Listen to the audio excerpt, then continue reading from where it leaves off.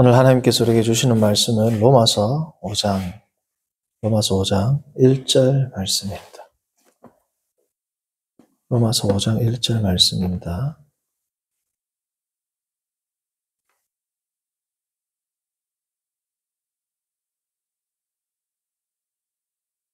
로마서 5장 1절 말씀. 자, 함께 합독합니다. 그러므로 우리가 믿음으로 의롭다 하심을 받았으니 우리 주 예수 그리스도로 말미암아 하나님과 화평을 누리자. 아멘. 지난주 우리는 이제 칭의의 수단에 대해서 배웠습니다. 칭의의 수단은 우리의 믿음이다. 특별히 예수 그리스도를 믿는 우리의 믿음인데, 더 정확히 말하면 성경에 게시된 대로 그리스도를 믿는 우리의 믿음을 통해서 하나님 앞에 의롭다 여김을 받게 된다. 그것이 지난주 내용이었습니다. 오늘은 이 칭의의 증거에 대해서 살펴보겠습니다. 칭의를 받은 자는 어떠한 증거를 드러내며 사는가에 대한 내용이 됩니다. 우리가 로마서부터 어딥니까? 히브리서 전까지 빌레몬서까지를 바울서신이라고 하는데, 바울서신 전체의 주제를 관통하는 것 가운데 하나가 믿음이죠. 믿음. 그리스도를 믿는 믿음. 엔 그리스도, 그리스도 안에서. 다시 말하면 그리스도를 믿는 믿음입니다. 그리스도를 믿는 믿음과 또 대척점에 있는 게 뭡니까? 율법이죠. 믿음과 그리스도와 율법, 믿음과 행위, 이게 대척점이 있지 않습니까? 그리스도와 율법, 그리고 믿음과 행위. 이것을 묶는다면 그리스도를 믿는 믿음, 혹은 복음을 믿는 믿음과 율법의 행위들이라고 볼 수 있습니다. 유대인들은 율법의 행위들을 통해서 그들의 자기 정체성을 드러냈다. 또한 하나님의 전적인 은혜가 아니라 인간적인 공로와 의를 드러냈다. 이게 이제 바울 서신 전체 핵심 메시지 가운데, 특별히 갈라디아서, 로마서에 중점적으로 나와 있는 그러한 신학 사상이지 않습니까? 자, 오늘 우리가 보시면 로마서에서 많이 나오는 율법의 행위들, 에르가투 노무, 율법의 행위들이라는 것은 사실은 인간 행위, 다시 말씀드리면 율법의 행위는 인간이 하나님 앞에서 공로를 쌓아가는 인간의 행위들 가운데 그 아래에 있는 하위 범주로 볼 수 있겠죠. 인간들이 하나님 앞에서 그의 의를 드러내는 여러 행위들이 있는데, 그것이 특별히 유대인들에게는 율법의 행위들로 드러나게 됐다는 것. 요즘은 어떨까? 예를 들면 요즘의 성도들은 율법의 행위들, 율법을 지키진 않죠. 그러나 교회에 있는 여러 가지 전통법들, 이 율법의 행위들이 되겠죠. 나는 11조를 낸다. 나는 새벽 기도를 나온다. 나는 주일 성수를 꼭 한다. 와 같은 이러한 것들이 유대교는 아니지만 우리가 또 이러한 행위들로 하나님 앞에 우리의 공덕을 쌓으려는 그러한 행위들이 될 수 있습니다. 더 나아가서 우리의 예를 들면 선행, 구제, 이러한 것들까지도 은혜가 아닌 공로가 되는 작업을 하려면 먼저 와이파이 네트워크에 연결하셔야 합니다. 은혜가 아닌 우리 인간의 공로를 내세우려는 그러한 여러 가지 결과들, 양태들이 되겠죠. 그래서 성경은 율법의 행위들은 곧 인간적인 행위다라는 것을 특별히 로마서에서 밝히고 있습니다. 자, 예를 들어 볼까요? 로마서 3장 28절을 보시면, 그러므로 사람이 의롭다 하심을 얻는 것은 뭐에 있지 않고 율법의 행위에 있지 않고 뭐로 있다? 믿음으로 된다. 이게 28절인데 이 28절을 4장 2절에서는 뭐라고 받느냐? 볼까요? 만일 아브라함이 뭐로써? 행위로서 의롭다 하심을 받았으면. 그러니까 이 율법의 행위라는 것을 사장에서는 좀 더 뭐예요? 넓은 포괄적인 개념인 행위라는 단어로 치환을 시키죠. 그러니까 율법의 행위는 인간이 하나님 앞에서 2절 의롭다 하심을 받으려고 하는 여러 가지 수단 가운데 하나가 되는 겁니다. 그렇죠. 그러므로 전적인 믿음과 하나님의 은혜에 대한 의식 없이 인간들이 하는 모든 행위들은 결국은 뭐예요? 하나님 앞에서 의를 쌓으려는 행위들이고 율법의 행위들 혹은 인간의 행위들, 하나님의 믿음을 안 하는 그러한 행위들이 될 수 있다라는 겁니다. 자, 그런데 오늘 말씀의 제목과도 같이 칭의의 증거는 뭐냐? 자, 우리가 하나님 앞에서 쉬운 말로 믿음, 우리가 하나님을 올바르게 안다. 예수 그리스도를 주로 믿는 나의 믿음이 바른 믿음이라는 것을 뭘 통해서 증거를 보일 것이냐라는 거거든요. 우리가 오늘 오전 예배에도 살펴보았듯이 믿음과 항상 결부돼서 붙어 나오는 게 뭐라고요? 그렇죠. 믿음과 항상 결부돼서 나오는 게 우리의 행위들입니다. 그래서 에베소서 1장부터 3장까지는 믿음이라면 4장부터 6장까지는 행위에 대한 문제를 다룬다라고 했지 않습니까? 자, 그래서 이 부분에 있어서 제가 예전에 한 교회에서 이제 부서를 섬기고 있을 때 여전도회 회원들끼리 저기서 이야기하는 것을 제가 우연히 듣게 됐습니다. 듣게 됐는데 무슨 이야기를 했느냐? 그 여전도에서 자, 우리가 구원을 받을 때 믿음이 중요할까요? 행위가 중요할까요? 라고 이제 간사님이나 아니면 구역장님, 셀 리더 이렇게 되겠죠. 리더급 되신 분이 질문을 던졌습니다. 우리가 구원을 받을 때 믿음이 중요할까요? 행위가 중요할까요? 사람들이 곰곰이 생각을 해야 한 명이 손을 딱 들든지 저는 믿고 나서 그 행동이 더 중요한 것 같아요. 라고 이야기를 하더라고요. 그렇게 생각한 이유는 뭡니까? 우리가 누구나 다 믿노라고 이야기하는데 믿음에 기반한 그런 행위를 하지 않는 성도들이 많이 있어요? 없어요?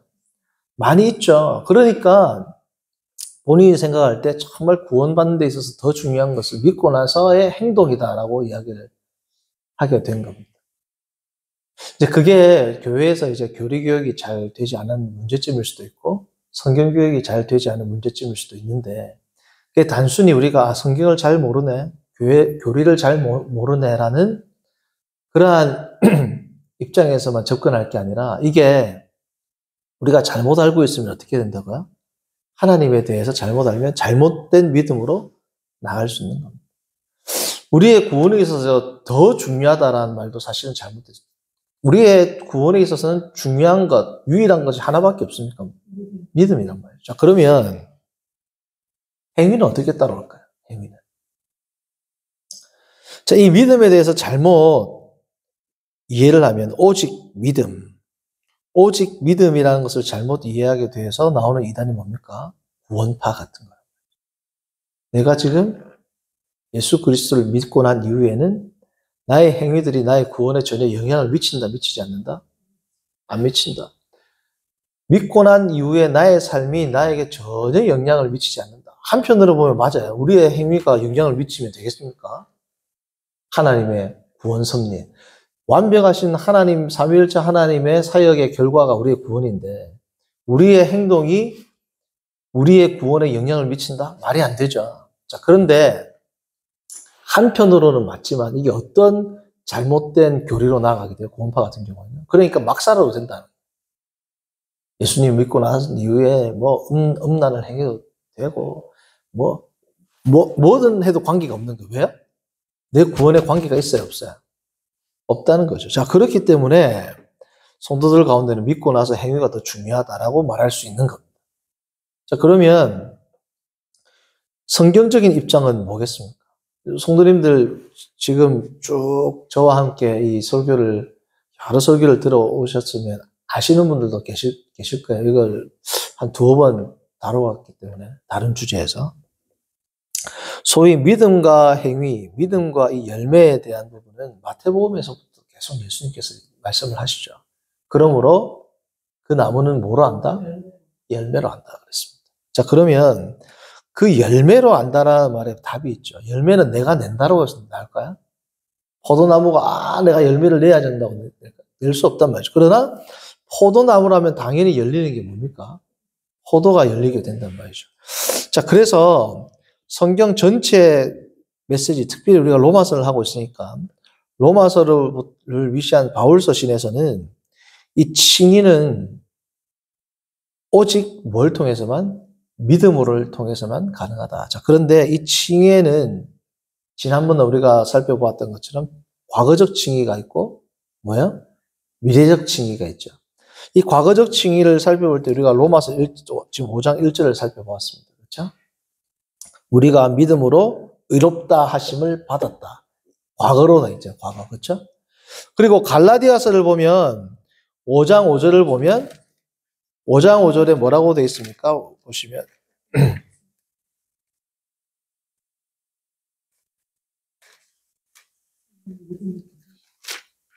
그러면요. 자, 5장 5절을 보시면 자, 우리가 성령으로 믿음을 따라 뭘 기다리나니? 의의 소망을 기다리나니. 근데 이게 이 소유격은 무슨 소유격이라고 그랬어요? 속성적 소유격. 그러니까 의는 의의 소망인데 여기서 말하는 의가 의의 속성이 뭐냐라는 거 있죠. 그래서 뭐라고 그랬습니까? 소망하는 의라 그랬지 않습니까? 속성적 소유격이기 때문에 의의 속성을 규정하는 소유격이라는 거죠. 그래서 5장 5절의 이 의는 뭐예요? 아직 우리가 다 성취하지 못했던, 완성하지 못한 미래적 의라는 겁니다. 왜? 우리가 소망하고는 의니까. 그래서 성경을 보면 과거적 칭의와 미래적 칭의가 둘 다 강조되어 있는데 이 미래적 칭의를 가능하게 하는 것이 바로 뭐예요? 과거적 칭의죠. 근데 이 과거적 칭의는 현재 무조건, 현재 필연적으로 마땅히 오늘 에베소서 말씀으로 한다면 마땅히 성도들이 행하게 되죠. 과거적 칭의는 지금 현재, 지금 나의 삶에 필연적으로 영향을 미칠까요? 안 미칠까요? 미칩니다. 그 현재적, 과거적 칭의가 지금 나의 현재적 삶에 영향을 미친다라는 것을 오늘 우리가 에베소서에서 살펴봤고 에베소서를 볼 때 그게 나왔지 않습니까? 오늘 로마서를 하는 시간이니까 로마서를 보면 1장 5절에 나옵니다. 1장 5절. 과거적 칭의가 우리 현재적 믿음에 어떤 영향을 미치느냐? 1장 5절. 이 1장 5절도 속성적 소유격으로 볼 수 있습니다. 이 소유격을 여러 갈래로 보는 학자들인데 속성적 소유격으로 볼 수 있어요. 자, 1장 5절 보시면 그로 말미암아 우리가 은혜와 사도의 직분을 받아 사도라는 은혜를 받아 이렇게 해석할 수도 있어요. 여러 은혜가 있는데 사도라는 이 은혜로운 직분을 받아가지고 그 직분이 감당할 일이 뭐냐? 그의 이름을 위하여 모든 이방인 중에서 어떻게? 믿어 순종하게 하나니. 여기서도 소유격이 속성적 소유격으로 볼 수 있어요. 그러니까 이 믿음의 속성이 뭐다? 순종하는 믿음이라는. 자, 갈라디아서에서 보면 의의 속성이 뭐라고요? 소망하는 의죠. 그 속성적 소유격과 같은 신텍스, 같은 구문이 지금 여기에서 사용되어 있는데 믿어 순종하게 하나니 이것은 어떻게 우리가 해석할 수 있다? 믿음이라는 것의 속성이 뭐다? 순종이라는 겁니다. 그러니까 어떻게 우리가 번역을 할 수 있냐면 이방인 중에서 순종하는 믿음을 우리가 뭐예요? 전파한다. 순종하는 믿음을 우리가 그들에게, 이방인들에게 제공한다라는 겁니다. 그러니까 믿음의 속성이 뭐다? 현재 지금 뭘 하는 것? 순종한다. 그러니까 과거적 칭의와 미래적 칭의 사이에 오늘날 지금 현재를 살아가는 성도들은 당연히 과거적 칭의가 정말 진짜라면, 다시 말하면 나의 믿음이 진짜라면 이 믿음은 어떤 속성을 지니고 있다? 순종이라는 속성을 지니고 있단 말이죠. 그러니까 이 순종이라는 속성이 없어. 그럼 내 믿음이 진짜예요, 가짜야? 가짜란 말이죠. 왜냐하면 믿음의 속성은 어떤 속성을 지닌다? 오늘 1장 5절을 보면 순종이라는 속성을 필연적으로 지니고 있단 말이죠. 그러니까 이 속성이 빠지면 믿음이다 아니다? 아니다. 그래서 이 순종하는 믿음, 이 믿음의 속성은 다름 아닌 순종이라는 것을 우리가 알 수 있기 때문에 칭의의 결과는 뭐라는 겁니까? 믿음에서 나오는 필연적인 마땅한 자연스러운 뭐예요? 순종이라는 열매로 맺히는 것이다. 그게 칭의의 뭐다? 증거라는 겁니다. 그러므로 내가 처음 믿고 나서 이후에는 내가 행위를 열심히 가다듬고 그 믿음대로 살기 위해서 행하는 나의 행위가 나의 노력, 나의 수고에 의해서 내가 마지막 칭의에서 최종적 칭의를 획득하는 것이 아니라 지금 내가 믿음에 걸맞는 행동을 하려고 하는 노력하는 것, 당연히 노력을 해야 되겠죠. 노력하고 애쓰는 것 자체가 어디서부터 나오는 것이다? 믿음에서부터 나오는 뭐의 변화? 본성이 변화되었기 때문에 나온다라는 거예요. 그러니까 내가 지금 현재 어떤 믿음대로 살려고 하는 노력 자체가 나로부터 나오는 개인적인 행위, 개인적인 노력이 아니고 이건 뭐다? 본성을 변화시키는 성령의 열매로 나오는 것이기 때문에 이게 나의 공로가 될 수 있어요, 없어요? 없단 말이죠. 본성이 바뀌었으니까. 본성이 바뀌는 걸 뭐라고 하는 겁니까? 이걸 구원이라고 하는 거예요. 이걸 거듭남이라고 한다는 거예요. 다시 태어난다는 거예요. 옛사람의 본성은 죽고 새 사람의 본성이 들어오니까 내가 말씀대로 살려고 하는 의지가 어떻게? 저절로 나온단 말이죠. 그게 뭐라는 겁니까? 칭의의 증거입니다. 그러므로 성도님들 내가 칭의의 증거가 있는가를 때로는 진지하고 심각하게 살펴봐야 돼요. 칭의의 증거가 내한테서 나오지 않는다. 그럼 본성이 안 바뀐 거란 말이죠.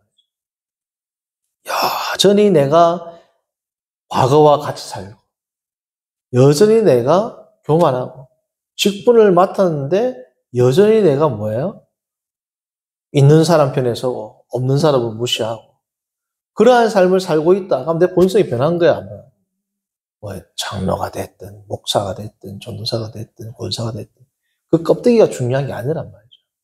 하나님은 나중에 우리의 직분을 보고 구원하시는 게 아닙니다. 그렇죠? 직분을 보고 구원할 것 같으면 유대인들 다 구원받아야죠. 그렇지 않습니까? 그리스도 외에는 구원이 없다라는 말은 내 직분과 나의 구원은 상관이 있다 없다? 전혀 없다. 뭐와 관계가 있다? 칭의의 증거가 있느냐.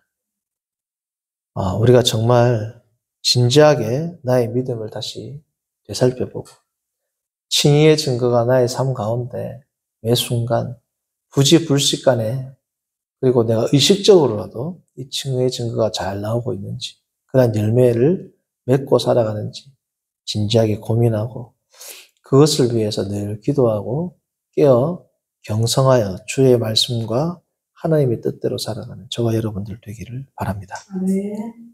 선하신 하나님 아버지, 오늘 우리가 로마서 5장 1절의 말씀을 통하여 이 칭의의 교리 가운데 칭의의 증거를 우리가 살피게 하시며 감사합니다. 하나님 아버지, 우리가 늘 깨어서 믿음의 증거가 나의 삶 속에 나타나는지를 경성하여 살피게 하시고 그 열매를 성령을 힘입어 늘 주님께 영광 돌리며 살아가는 것으로 열매 맺는 삶으로 나아갈 수 있도록 인도하여 주옵소서. 예수님의 이름으로 기도합니다. 아멘.